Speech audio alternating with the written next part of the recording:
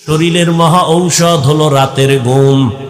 এই হুজুর গো, কথা তো কানে ঢুকাবি না, যা বাসায় যায় গুগলে সার্চ দিবি।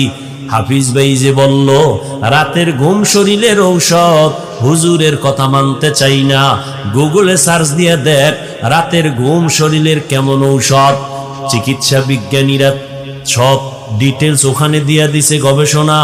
রাতের ঘুম যে ঘুম ঔষধ, সারা রাতের ঘুম না। সন্ধ্যা রাতের ঘুম শরীরের ক্ষতি, শেষ রাতের ঘুম শরীরের ক্ষতি, মধ্যরাতের ঘুম হলো শরীরের মহা ঔষধ।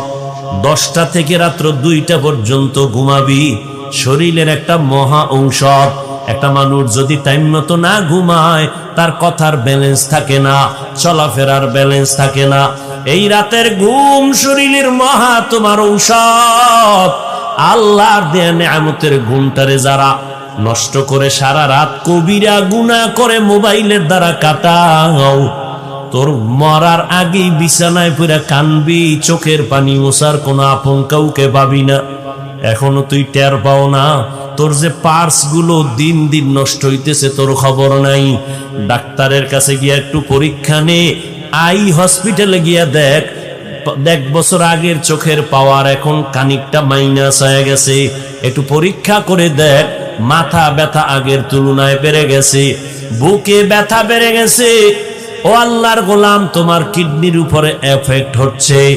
এই মোবাইলের দ্বারা আজ তোমার জীবন ধ্বংস, তোমার যৌবন ধ্বংস।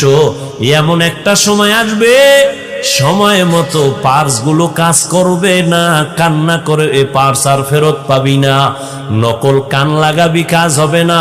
নকল একজনের কিডনি লাগাবি, আসল কিডনির ফায়দা দিবে না। নকল চক্ষু লাগাবি, আসল চোখের ফায়দা দিবে না। আল্লাহর দেওয়া পার্স গুলো নিজে হাতে মোবাইল লইয়া নিজে নিজে সব পার্স গুলো নষ্ট করতেছো। কার্টুন দেখতে দেখতে এখন নিজের চেহারাটা নষ্ট হয়ে গেছে। আমি যুবকের যদি বলি, বাবা 40 বছর পর্যন্ত একটা যুবকের চেহারার উজ্জ্বলতা নষ্ট হবে না, এটা আল্লাহ নিজে ওইভাবে সিস্টেম করে বানাইছেন।